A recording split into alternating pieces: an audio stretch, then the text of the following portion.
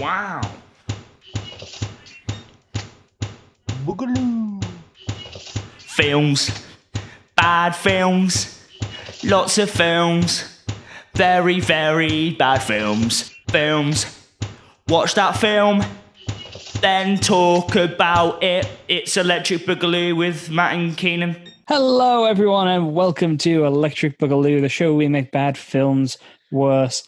I am the guy who does the voiceover dub for Matt Bradley. Matt Bradley. I'm 009! It's me, Keenan Groom. Poor. But both of us pretty poor this week. Yeah. That's what you get when I don't write stuff down in advance. Yeah. I did write mine down. It was still rubbish. Oh, what a time we've had this week. We've had a wonderful experience. So this week we watched For Your Height Only, which is a Philippines spy movie starring Wang Wang, the shortest film star in history. Mm-hmm. Or the shortest leading man in history, anyway. Yeah. I think it might be the shortest performer. I don't know about that. I can't be sure. I haven't looked it up, but like certainly the shortest leading man for a film in history. Amazing. And he's incredible. And just to put him in your brain when we talk about this film, Wang Wang himself is 82 centimeters tall, which converts to 2'8". Yeah, and that's around a young child height. And he's so good. Yeah, he's amazing. He is having such a good time in this movie, and I had such a good time watching it. But yeah, just something to note that when we talk about things he does, that's his size. And it makes things so much better. There's a lot to talk about for this movie. Yeah. But do you have a weird cinema for me first, Keenan? Yes, I do. Well, with my weird cinema, it's one of those ones that if I fill in a blank, it's going to be a little bit too, either you're going to get it straight away or it's too complicated. So I'm just going to explain what it is and then see if you can explain what happens there. That makes sense. So I'm going to... The moose are coming for you. The moose are coming. So this one is called CGV, and it's the Siangdam Cine City in South Korea. And it is a cinema experience. And the subtitle for this article is Sensory Overload. Oh, that sounds fun. Yeah. I mean, I'm guessing it's just like super immersive. Like they have smell-o-vision, they feed you things to go along with the movie. It's like maybe some hologram stuff happens. I don't know. Yeah. So this one is a little bit more basic this time for it, because if I left you some blanks, it's really obvious what they would be. Okay. So this one is a 4D experience cinema, but quite extreme. So the cinematic viewing experience to new levels with moving seats, which is quite standard, special lighting, wind, fog, and there are scent-based effects to make you feel immersed in the film. And I've done a few of like the 4D ones in theme parks, but I don't think you ever really have smell with those ones. I feel like you do. I personally haven't, but I've been on the cheaper side of one. A recent screening of Titanic, the audience got to go down with the ship as their seats were tilted, mist was created, and sea-scented water was sprayed. Oh, that's cool. Very interesting. It's catching on. There's now some in Mexico, China, Thailand, Russia, and more countries. Cool. That sounds really fun, actually. I don't know what sort of one I'd want to... What sort of film I'd want to watch with one of those. Well, let's do a screening of Rubber, and it smells of dead bird and rubber. Yeah. Yeah, I've done one... Well, it's not. It's more like The Sea in the old London dungeons, and it was a Sweeney Todd bit, and they pushed your chair back and sprayed you with water when like throats were cut and stuff. Okay. That was quite cool. But they do that with slasher films, and then kill everyone in the audience. They kill you. Yeah, you turn them into pies. Yeah, And I'm now a chicken and bacon pie. It's true. I've There seen you it. go. It's like, you see that trend where everyone is cake, but Keenan, he is pie. I'm a pie. There you go. Because this video won't be released for like another week at least, that meme's dead by now. I don't even know what it is. What you're on about? You must have seen the thing on. Well, you don't use Twitter, do you? Where people are posting videos where it's like, "Is this thing cake or is it real?" Oh, the ones that like it's a shoe, but it's actually a cake.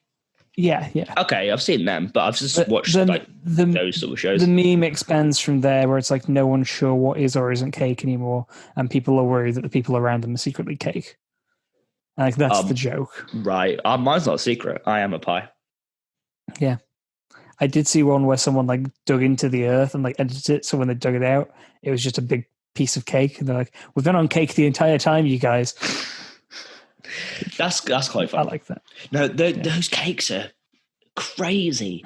Like the ones sort of disturb me is like just cut into what looks like a raw chicken, and there's a cake. I don't think I could get my brain to process the fact that I'm not eating a raw chicken.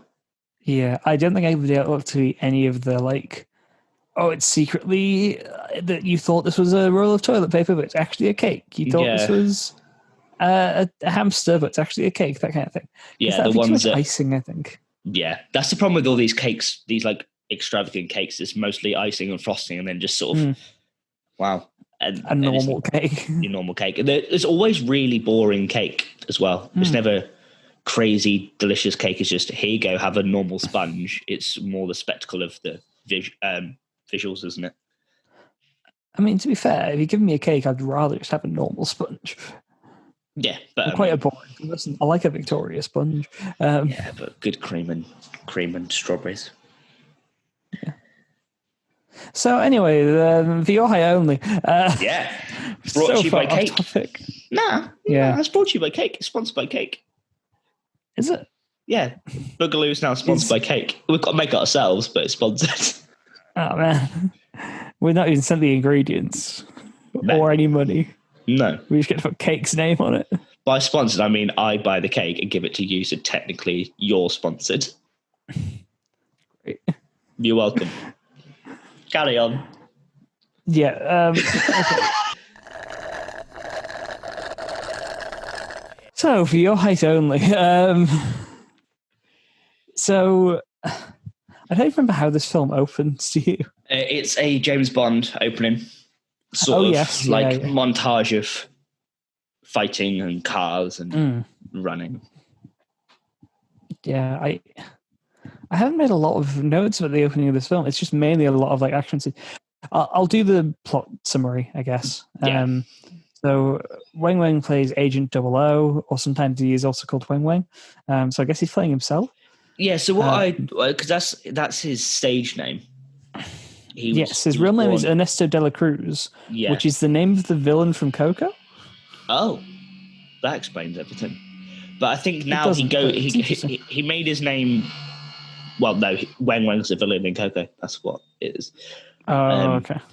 I think he took a I'm stage pretty sure name. Weng Weng was dead by that point. He took a stage name of. Yeah, but Coco's about. Oh yeah, it's about ghosts. Okay, so enough. It is Weng Weng. I think he took Weng Weng as the stage name, and then he plays Weng Weng in all the films because all the films sort of link. Okay, yeah. Maybe, like James Bond, his name's Weng Weng. I don't know. I think if Daniel Craig changed his name to James Bond, though. Yeah, because he's not method enough. Cool. Like workman sounds got in the background there, Keenan. Yeah, I'm having a great time. Them slowly blocking my son. Perfect. Yeah, so it's about him and his like partner in spyness. What? Are you okay? You know what I mean? I'm having a bit of a breakdown. Yeah. His spy partner is infiltrating a drug cartel?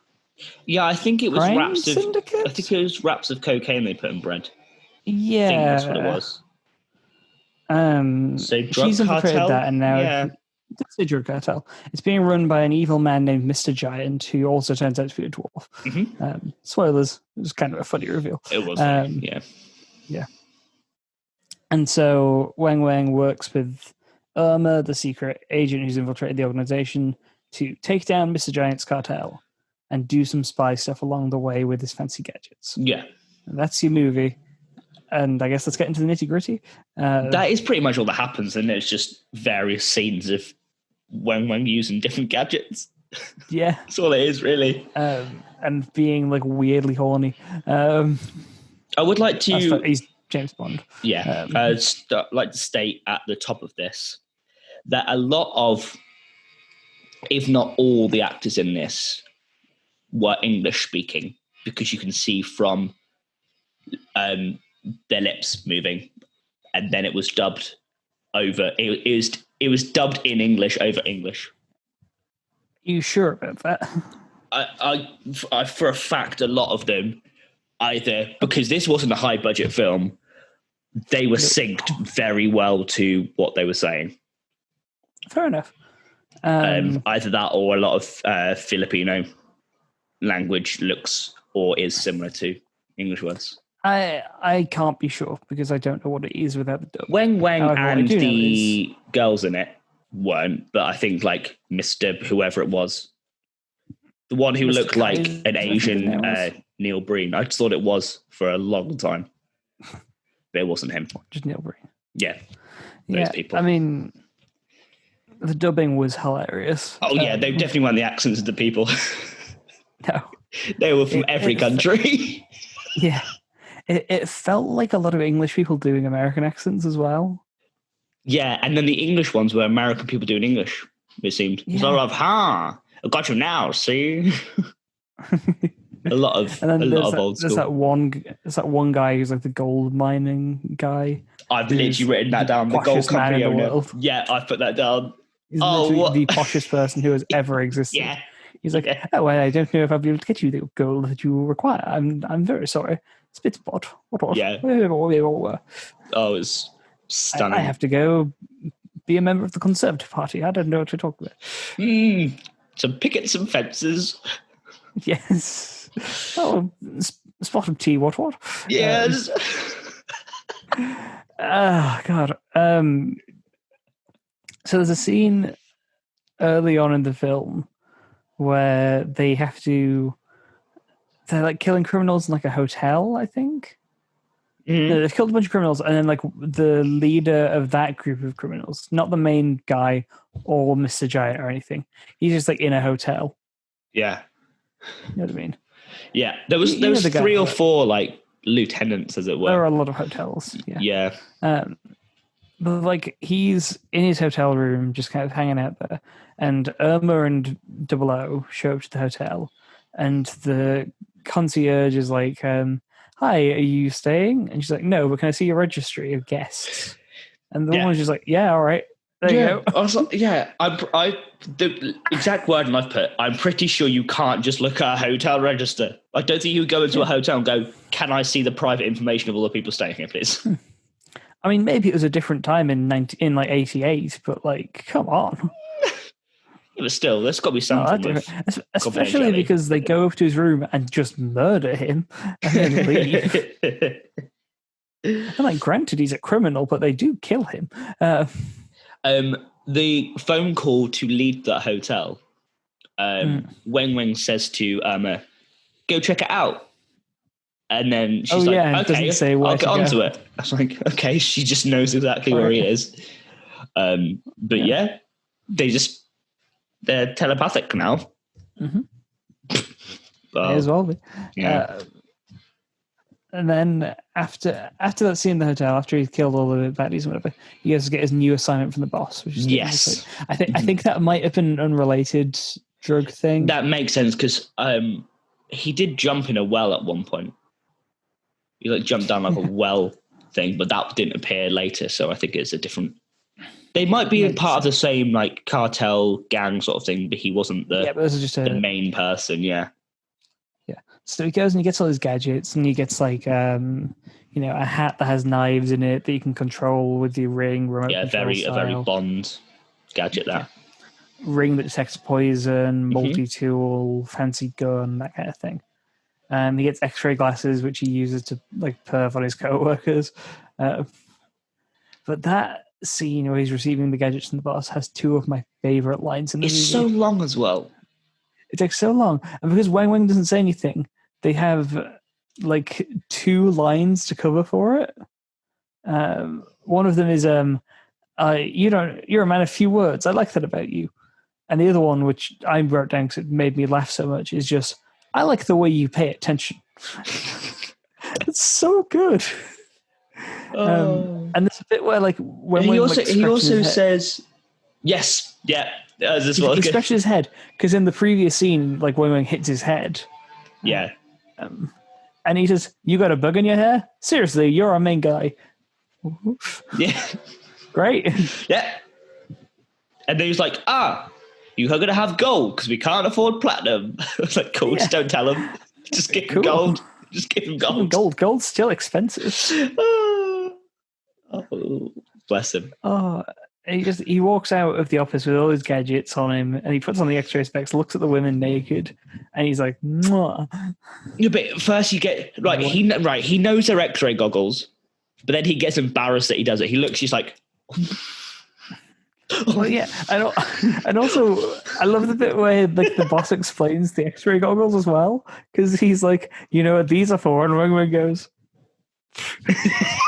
and he's like, "Oh, sorry." And he's like, and they just wave back at him. They just wave back at him. Oh yeah, like yeah. And who can blame them? He's a wonder. So Wang Wang. I think this is next is where he goes and infiltrates the cartel for the first time.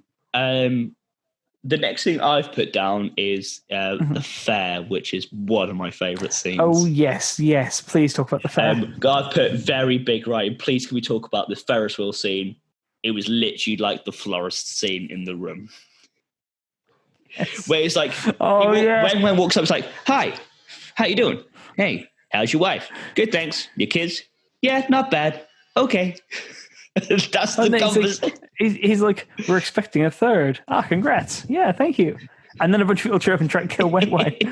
Then they try and kill this guy, so Wang Wang runs away, and then he could just kill this guy who's there anyway. Yeah.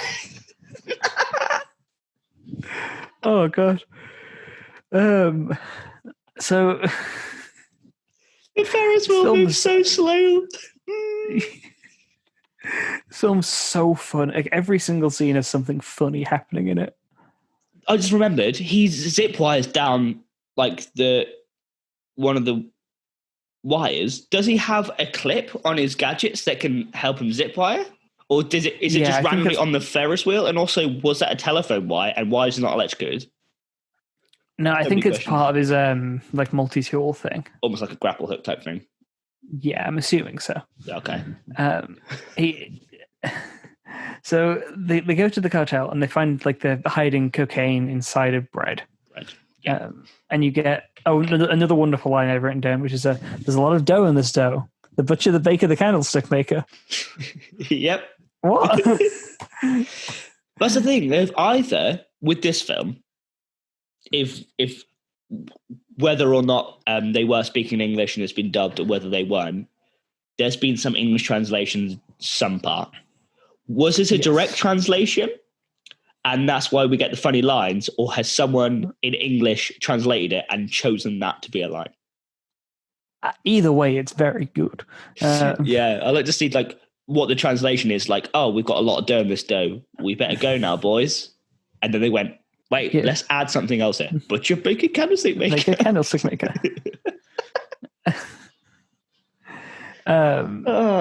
So Wang Wang beats up a bunch of the criminals, and he does this by hiding under a table and like whacking their feet.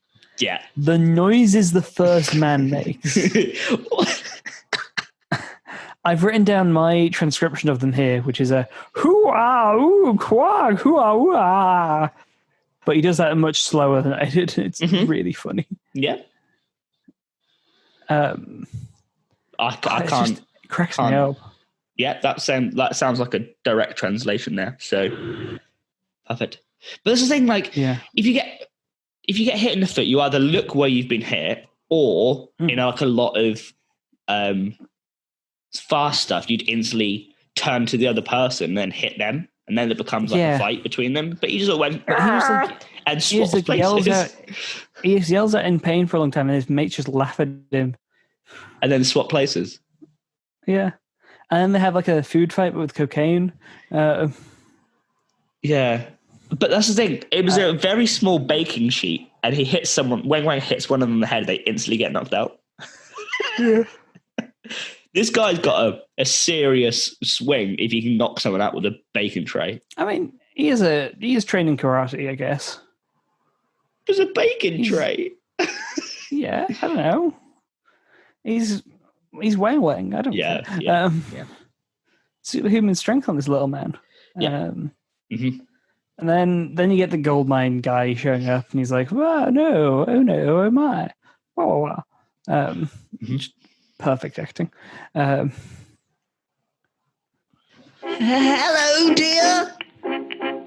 Have you been accustomed to old wives' tales and sayings? Yes, I have. Have you ever heard of the phrase, works as well as a chocolate teapot? Yes, I have heard that phrase. Well, my name is Nanny Olga, and I'm an inventor.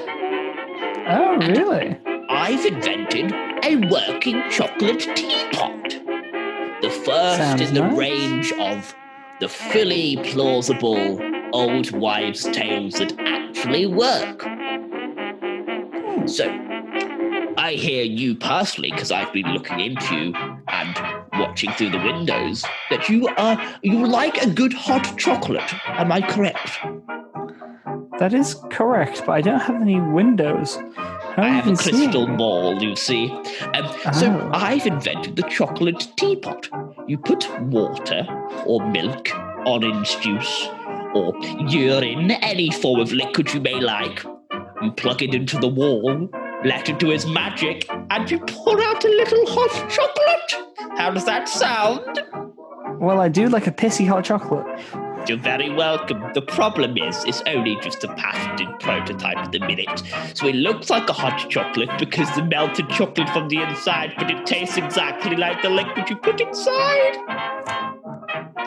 So, just peek behind the screen here. Just come a little closer. Come a little closer for Nanny Olga. The best thing to do is to pour hot chocolate into the teapot so when you pour it out, it tastes like hot. I see. So at the minute, this hot chocolate teapot is going for $29.99. You could get it in a John Lewis, perfect for Christmas for the grandchildren. Would you buy one? I'm getting quite lonely, and I haven't got any money to buy some lovely gentlemen to come round and keep me company. You know what, Nanny Olga? Yes.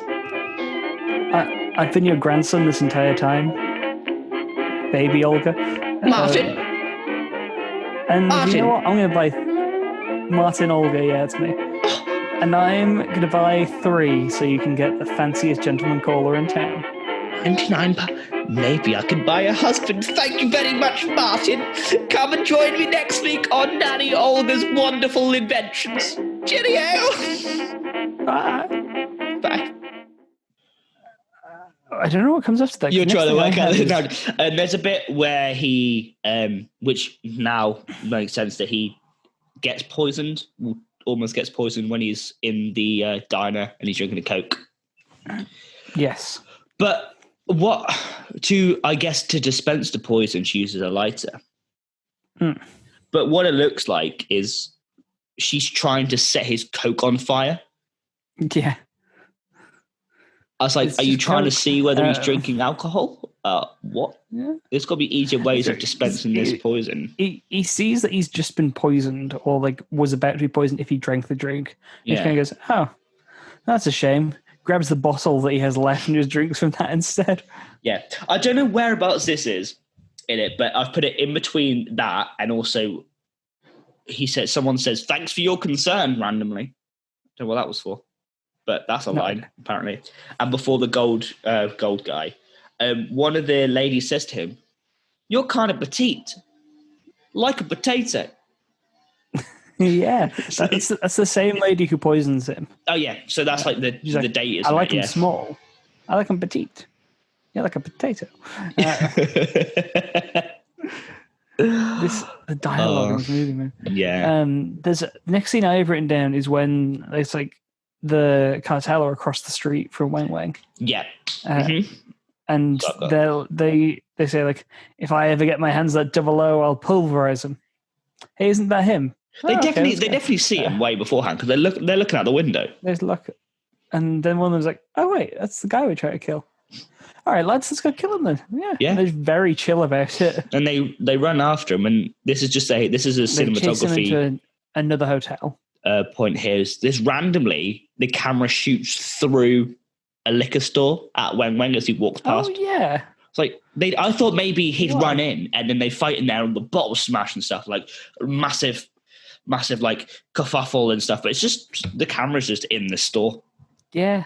It means Cameraman nothing. was just buying a drink. That was such a shit. I've got to be filming. a weird thing.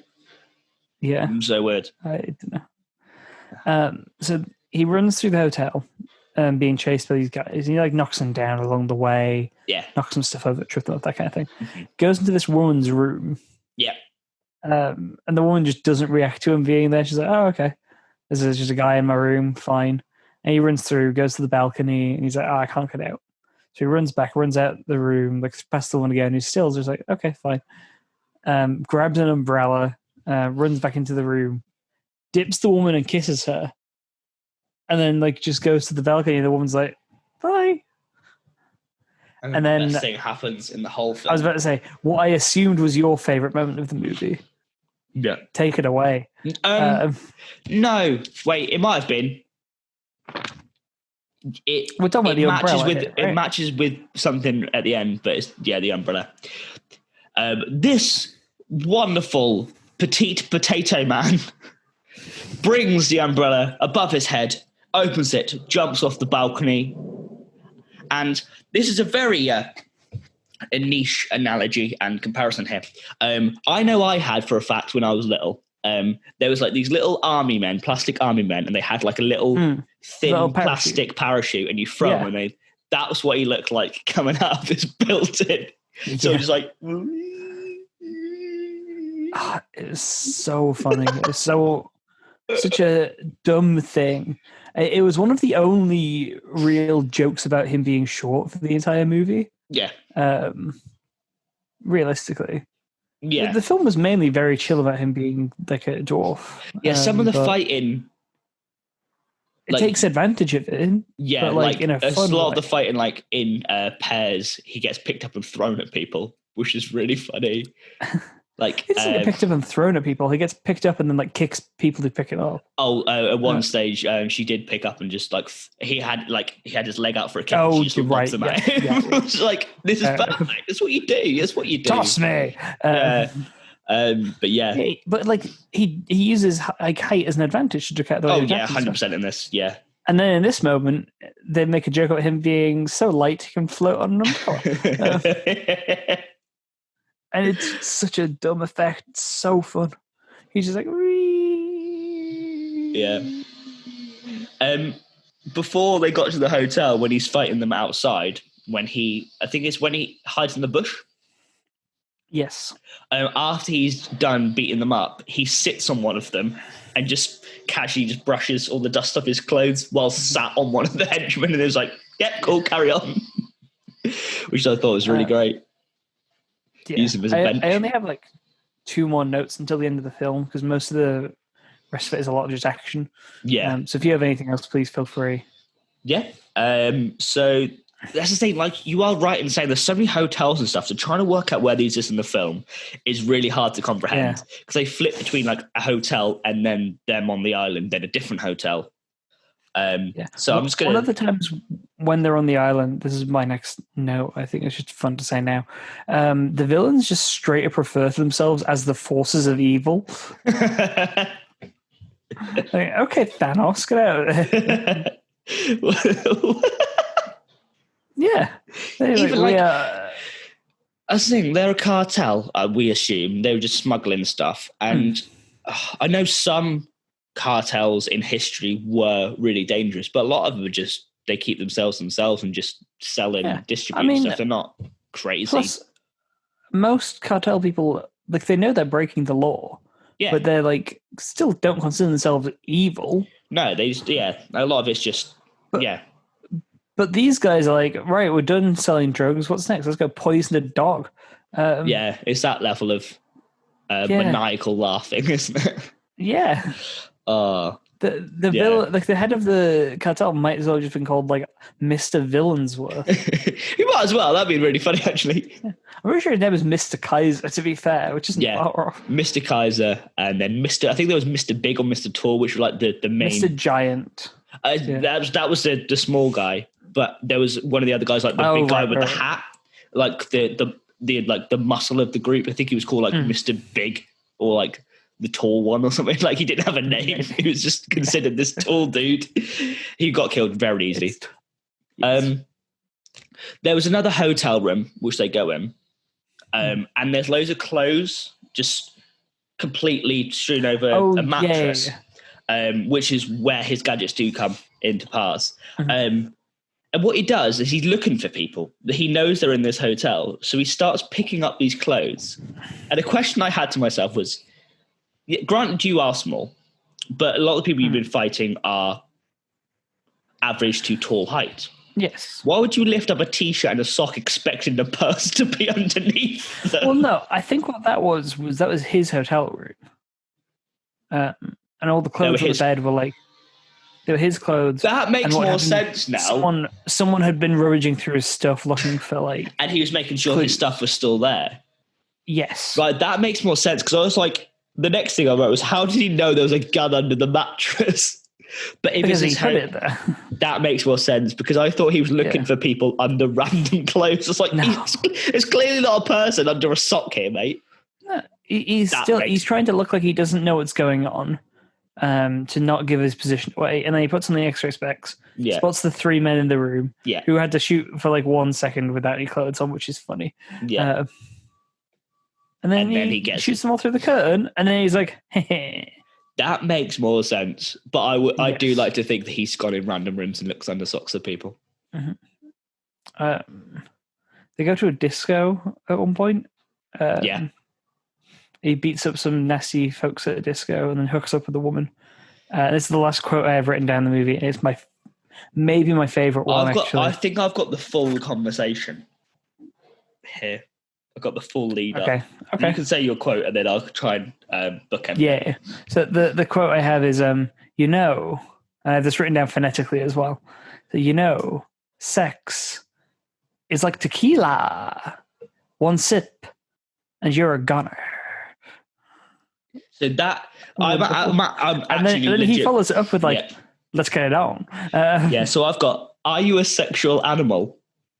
And then it's this whole tequila, one sip you gonna, and then he really angry like, wanna get it on? Which is that's one of my best interactions. And I think when she's like, are you a sexual animal? I think he's like, I don't know what you mean. And then don't you?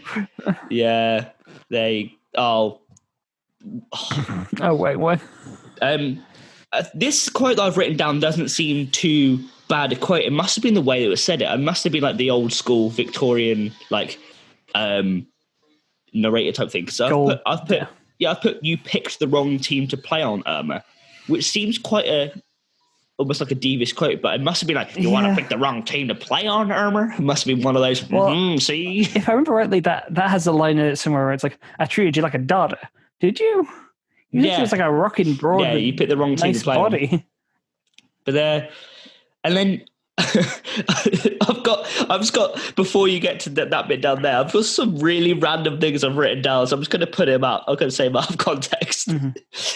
Great. So he's got a two-way pendant tracking device, almost like it's not, you can't speak through it, but you activate one and then it can send a signal. She gets kidnapped and put in a car, and she sends off the signal. It's like beep beep beep beep beep beep beep in a car with like 4 people around. How dumb do you have to be? Because as soon as she gets to the base, the beeping starts, and this guy's like, you're trying to contact 00. Yeah. Well, when she sends the signal, I don't think they notice because it's like 00 gets the signal, it just sends from her. But when it was very audible in the car. I think that's for our purposes, though, rather than like them hearing it. Okay. When she receives it later on, though, they all definitely hear it. Yeah. Which is a bad device. Yeah. You know? Like, you can't secretly communicate, can you? With that. No. That way. We were talking about that. Well, yes, that was it. When he goes, before he goes to the island, he puts like tracker devices on cars and stuff, and clearly all of these cars are already unlocked. Like, this guy could easily just hide in the boot and go there. That'd be so much more fun. But then you wouldn't get the boot. But then they open the boot. He's like, bam! That'd be really cool. Surprise. Yeah, but then you wouldn't get him on his jetpack. No, granted. What a line they put. I think it's Irma's really slippery or something like that. That's the context. Like, someone says, "How do you hold an eel?" Yeah. What a weird reference. How do you hold an eel? That is the question. In your hands, presumably. How do you hold an eel? But there's quite a bit before the island. No, is the all the swordsmen on the island, people with katanas? Sure, yeah. Right. Before that, the ending's very quick, to be honest. Yeah, I'm trying to work out whether it's all the same thing. This man Weng slides really far. Can we talk about how far this man slides? Yeah. He slid easily the whole width of the front of a building. What they don't show you during the gadget thing is that his suit is just made of butter. And then he's also got spring release shoes. Like, you know, when you push off. His back is a wheel. When you do backstroke and swimming, you kick yourself off. That's what happens. He lays there, kicks himself off the side of a wall with his spring-powered shoes, and then the butter is heat resistant. It slowly heats up. Okay, it's room temperature, and then it starts melting. I've got it. Yeah, that makes sense. And also, his back is covered in tiny wheels. It makes more sense now rather than him just being a really slippery eel man. Slippery dude. Well, he's the real eel here. Yeah, that's why you can't hold him, because you're trying to hold the wrong person. Yeah, trying to hold the wrong eel. There you go. You got the wrong end of the eel. Lee? There we get to the final bits, don't we? Yeah, so jetpacks onto the island. Which is I think that's my up there with the umbrella. Basically, Weng is traveling in the air. Yes. I think I enjoyed the umbrella more, but this was very funny. Yeah. Onto the island. Sorry, you're right. Yawning today. You're right. I'm fine. Yeah, so he arrives on this island and he gets met with people with swords. Because he's almost arrived at a temple. He does shoot them all. And I'd like to point out that how plastic sounding these swords are when they hit the ground. They've added a lot of sound effects to this. Like, they've added a lot of car screeching away faster than the car actually was. Things like that. You could at least drop a bit of metal. And then he stops shooting people, and now he has a sword. Yeah. Same sword as everyone else. But conveniently, I don't know how, maybe he had time to go away, go to a smith and get it cut to size. He's now got a sword which is perfect size for him. Maybe it was a dagger for someone else. Maybe he's really good and can snap swords in half. Maybe he had a sword already. But how did he get the sword? No idea. This man's a wizard. That's why he's so slippery and so light. He's a wizard. He's a wizard. There we go. The secret law you don't see in the movie. There we go. Makes so much sense now. So he goes in and he kills Mr. Giant after like a very brief confrontation. Can we just point out that you see Mr. Giant first through the back of a chair? He's like, hello.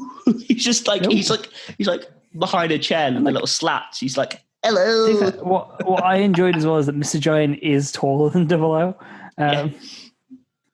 He's still a dwarf, but he's like a little bit bigger. A giant one. Giant dwarf.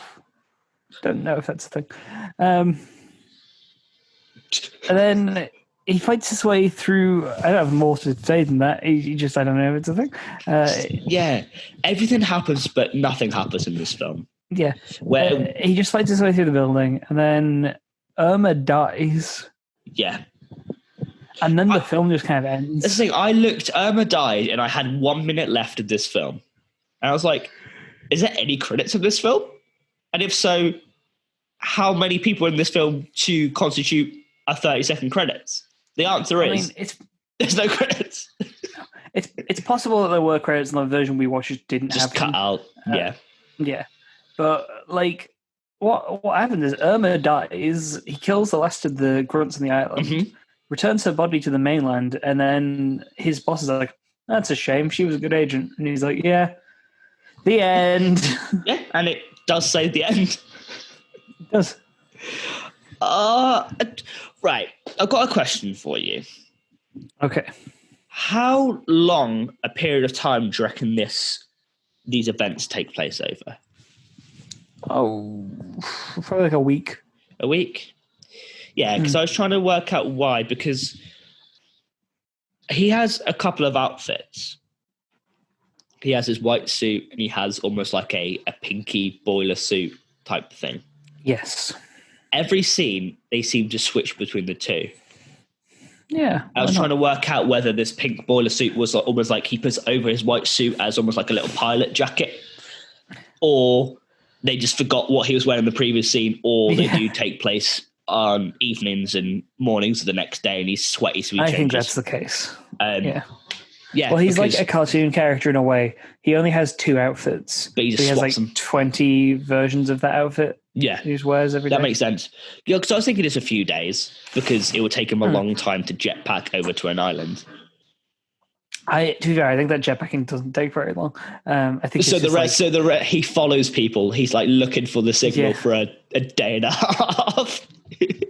Yeah, and then the jetpacking takes him like 20 minutes. Yeah, that's fair. Probably the case. This movie is just fun. Because obviously you usually go through with these films scene for scene. We talk about each scene individually, but this one, it didn't really, not much happened. You knew the beginning of the film how it was going to end, and it's just sort of different action sequences. To be fair, isn't it? Didn't know that Irma was going to die. No, but as in the case of you've got to find this person and put a stop to him, you got to put a stop to him. Yeah. In that. Yeah, I mean, there's nothing groundbreaking going on. No. But I mean, Wang Wang's an icon. He was having a great time. I was having a great time. The entire cast seemed to be having a lot of fun. Yeah. The dubbing is so bad it's good. Yeah. I think I had like another criticism, but I can't remember what it was. So it can't have been that bad of a criticism. It wasn't an hour longer. Well, my thing is this film was half the length of the last film we watched, and that was a blessing. I could have watched this film twice in the time it took to watch in theory. And I would.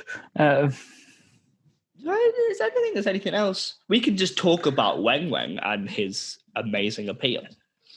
Tell me about Wang Wang, Keenan. I need to hear about Wang Wang. So Wang Wang, for people who don't know, is a Filipino actor come stuntman come martial artist. And he was considered the Philippines' first film star. And he does his own stunts. He's a very much like a Filipino Jackie Chan, where he does his own stunts. Tom Cruise does his own stunts. Sort of comes up with the ideas of his own films and stars in them. And he's done a few of these and then you said recently that he was honored something from his work. Yeah, he, as well as like after playing Agent 00, which this film was like the most exported Filipino film basically ever. This film broke box office records over there. It was hugely popular. And after the movie, the Philippine government made him an honorary secret agent. He would greet people as they came to the country. Yeah.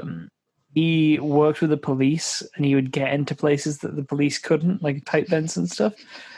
Love him. He was considered, like, as a child, he was considered like a miracle worker and a healer and stuff. Oh, Wang, what Cool a man. dude.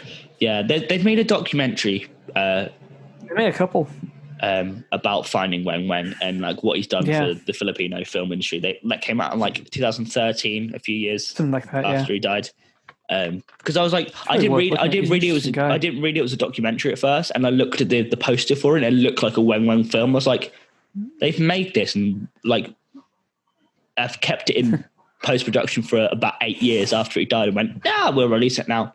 But I looked into it as a documentary. But no, it's a documentary. Yeah, he was great. Just thoroughly enjoyed him. Something else I was going to say about that. What are we talking about? Wang. The Philippine government. I don't know.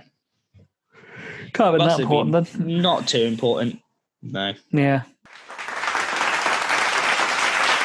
So, should I take you to the land of sequels? You know Wang quotes? I didn't look, I'll be honest with you. I was well happy for Wang quotes. There you go. To be fair, he might not. He doesn't say much, that man. No, he doesn't seem like the type that would end up in one of those quote websites anyway. No. Yeah. So instead, I'm bringing you another game of sequel bait. This is the fun game that I've made up where I'm just going to tell you 3 sequels to popular films. Yeah. You're just going to tell me which one isn't real. Okay. These are all in pre-production. So the first one, Charlie's Angels 2, which is a sequel specifically to the 2019 The one that just came out. Okay. It's in the works. Not a lot known about it yet, but reportedly playing the villain is going to be Natalie Dormer. Okay. Which will mean Natalie Dormer versus Kristen Stewart, causing lesbians and bisexuals everywhere to rejoice. Second on my sequel list is Kill Bill Volume 3, which will supposedly feature the daughter of one of the assassins from the bride fights in the first movie, Copperhead, who wants revenge on the bride for killing her mum. And the third one I have on my list here is Expendables 4, which apparently Schwarzenegger will not be returning for, but Stallone will still be running it, and the rumored villain is going to be Jack Nicholson. So those are your choices. Charlie's Angels 2, Expendables 4, or Kill Bill 3. This is the hardest one I think I've had so far. Charlie's Angels 1, the revival of it. Yeah. Didn't do as well as it wanted to do. But regardless of the box office response, it seems like they would just do another one because that's what those type of film industries do. Like something like you were talking about with Pacific Rim and stuff like that. It didn't do too well, but enough people liked it to make another one. Expendables 4. It seems very plausible, but it also seems like something it'll be easy for you just to go, yeah, let's definitely do another one of them, like Fast and Furious 27. Yeah. Kill Bill 3.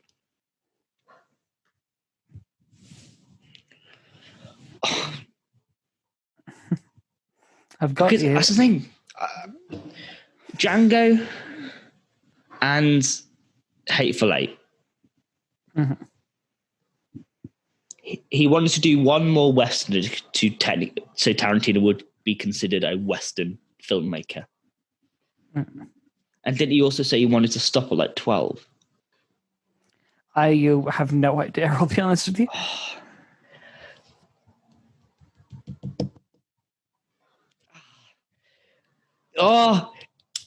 I'm stuck. Definitely Charlie's Angels, 100%. I want to say Expendables because it seems like they'd make it, but I feel like that's a good way. That's a good one for you to pick to go. Yeah, they're definitely going to do another one like Pirates of the Caribbean 12. But Kill Bill doesn't seem that likely, but it seems so unlikely it's probably true. Expendables 4 is a real sequel that is in production. Damn it, it's a Kill Bill. It's Charlie's Angels 2. No way. Charlie's Angels 2 has not been confirmed because that film did not do very well at all. Oh, I'm just assuming they'd make another one. They might do. It's just not confirmed. What was it? Was there 3 Charlie's Angels originally? 2 or 3? I thought they'd just like. Oh no, they made do them again. 2 in like the 2000s, or 3. I don't know. Yeah, I thought they'd just like redo those ones. Nah. The first reboot is nothing like the original film. Okay, so it's not like the Ghostbusters. original TV series, really. No. All right. There's a new Ghostbusters film, apparently. Yeah, it's gonna be like Ghostbusters 3, though. Yeah, like the male cast. Yeah, the original one. Yeah, since people hated that 2016 one, apparently. I really enjoyed it. To be fair, I didn't see it, but I know the sexists got mad. So. I see why people didn't like it, but I also it was fun. Mm-hmm. It was I was on the fence with it. It was enjoyable. Yeah, I mainly wrote about the Charlie's Angels sequel idea because I want to see Kristen Stewart versus Natalie Dormer. Because Natalie Dormer would be a really good villain. That's why I was sort of like, yeah. Kill Bill Volume 3. There you go. I assumed it's. To be fair, I've not seen the first 2. I've not seen a lot of Tarantino. I've seen of Tarantino. I've seen Inglourious Bastards and Pulp Fiction, and that's about it. Apparently, Copperhead is the assassin whose like daughter is going to be the focus of the next one. Okay, so is Uma Thurman in it still? Uma Thurman will supposedly be playing the antagonist this time around. Oh, so same character. So the bride is like, the villain. Okay. Yeah, not even a villain. She's just like the main character's a villain, I guess. Yeah, the main character's hunting Uma Thurman's character. Yes. Yeah. Okay, that does seem fun. I just wouldn't thought they'd make a third one because the whole point of like it was a 2-parter, but just because of like the length of it, sort of thing, this is sort of constituted 2 parts. Well, but he now considers them 2 separate films because he wanted to make Hateful Eight as his 8th movie. Right. Okay. And that's the only reason why he does that. Yeah. So shall we move on and talk about? Yeah, that was a good one. That one, I very stumped on that one. Finally got you. Well played. Well played. Thank you. So let's move on and start talking about our own movies. Yes, we shall.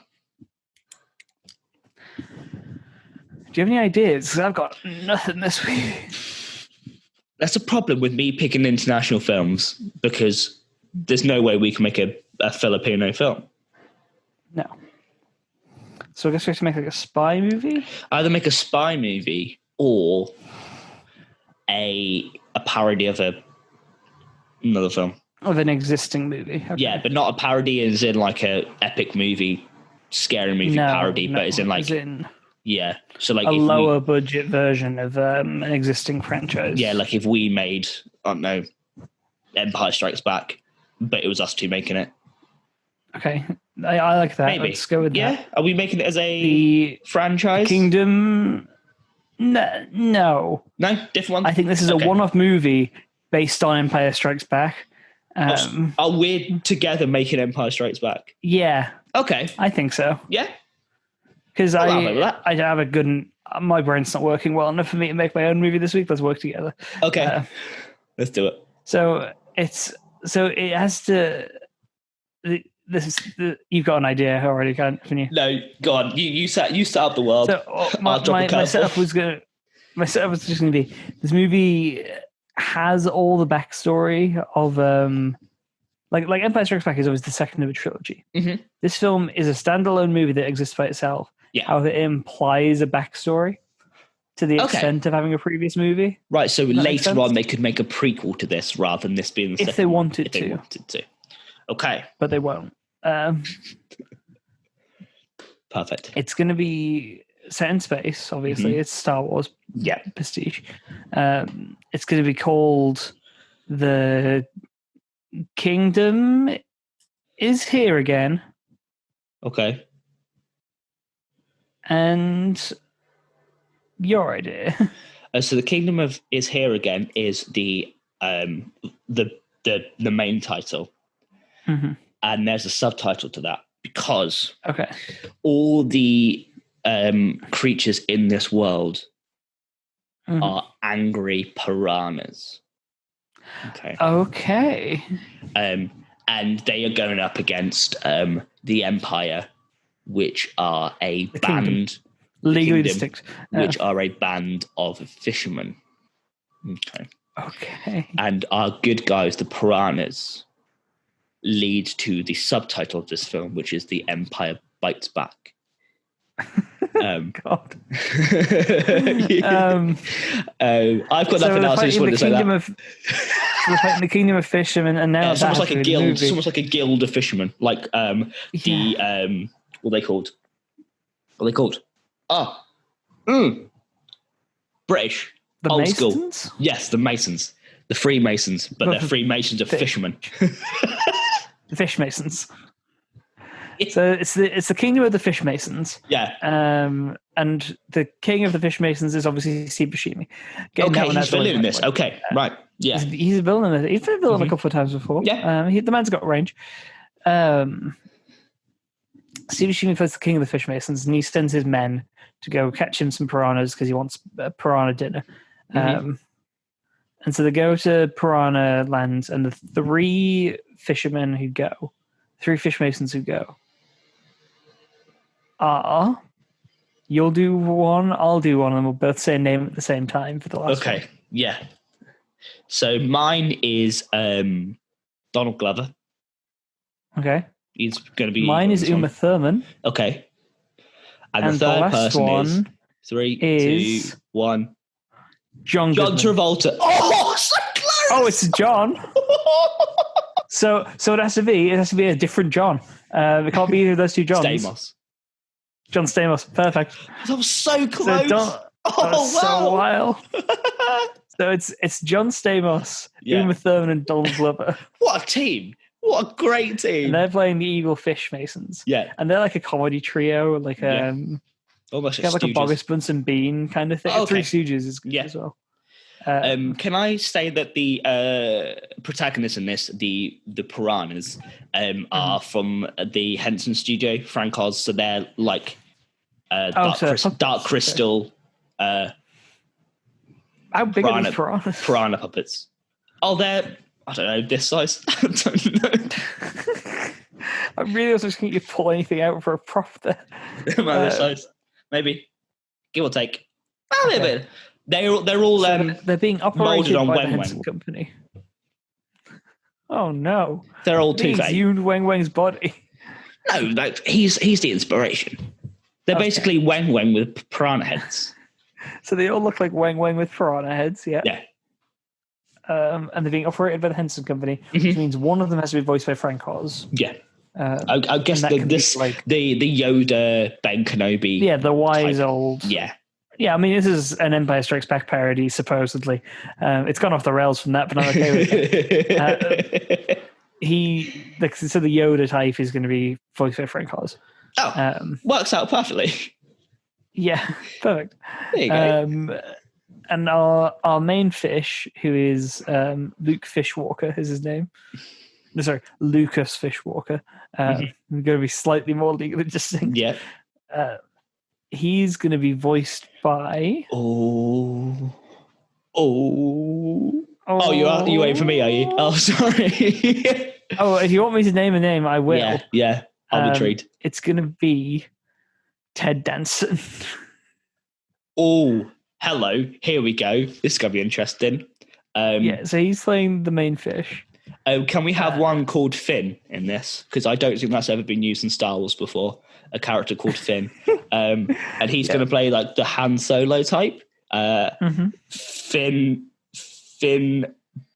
Boyega.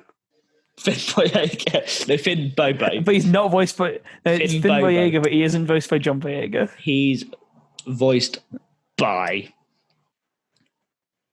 Natalie Imbruglia. Yeah. Playing Finn Boyega. Yeah. And then we need a Princess Leia. We need a princess, we need a Chewie, we need a couple of droids. Okay. So the princess is... So this is she in the Empire and we have to save her? Or we have Jabba the Hutt in this? Which is just Jabba the Hutt. Jabba the Hutt's just Jabba the Hutt. Yeah. He plays himself. The princess is They do have to rescue her, but not from the Empire. They have to rescue her from Jabba the Hutt, who lives at the bottom of the lake. Yeah. And the princess is going to be voiced by Charles Martinet, doing a Princess Peach voice, which is not a character that he voices. Charles Martinet. Oh, is that Mario? Charles Martinet is Mario. Yeah. And occasionally, I'm going to say every 13 lines specifically, he does the Waluigi voice. Yeah. So it's just like, you've saved me, Lucas Fishwalker. Thank you so much. And Lucas Fishwalker is like, oh, hey, don't mention it. I'm Ted Danson. And then Princess Fish is like, wah. Because she said 11 lines before. Ben Schwartz is both droids. Mm-hmm. And Taika Waititi. We can just make it Schwartz and Middleditch. And Taika Waititi is Chewie. Yeah. But it's... but Ben Schwartz and someone was just the droids. They're just playing the fish with like robot fins. Okay. They're like robot fish. So yeah, kind of. And the Ben Schwartz one, which is the C-3PO one, is just very rude. Just transfers from C-3PO. He gets the one fuck in the movie.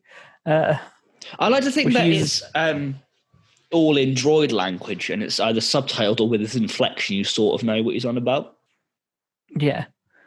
Until he swears at the end in perfect English. Yes. He just goes off on a rant. He's subtitled in his droid language, and it's like, oh no, he's quite a rude person. And then when they've saved the day at the end of the movie and they've overthrown the king, Steve Buscemi, they're all celebrating, and everyone gets the medals or whatever, and it just pans over and you just hear just yelled very loudly, just "fuck" from Ben Schwartz. And then Thomas Middleditch says 3 words in the entire movie, and he's playing the R2 type. And his 3 words that he says in the movie is just, I'm R2 and D2. Yeah. I'd watch this film. If this was like also, Chewbacca, Taika Waititi is Chewbacca. It's just a Chewbacca toy. Yeah. No, it's just Taika Waititi in the Chewbacca mask from the Chewbacca 1 video. Yeah. Yeah. Perfect. I'd watch this film. If this was like a Spaceballs type film, 100%. Yeah. So that's the kingdom's back again. The Empire bites back. Yeah. Perfect. Amazing. So thank you for watching this week's episode of Electric Boogaloo. It's been a weird one, as we always say. And if you've enjoyed it, give us a like, give us a comment, give us a subscription. And join us next week when our wave starts again. And our wave starts with a wonderful water-based terror of Sharknado 2. And join us at the end of those 6 weeks as well, where we are going to start a new thing of looking into the Boogaloo archives from when we used to do this on the radio. Disney Vault. We're done. We're going to try and come back with some of the ones that we watched a few years ago and bless your ears with the terrible, terrible films that we watched. Yes, as we relapse into Boogaloo's past. Yes. So thank you for listening. Join us next week. And Keenan, leave them all with that famous Boogaloo outro.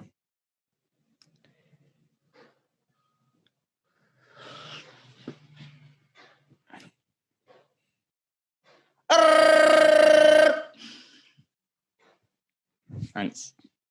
Bye.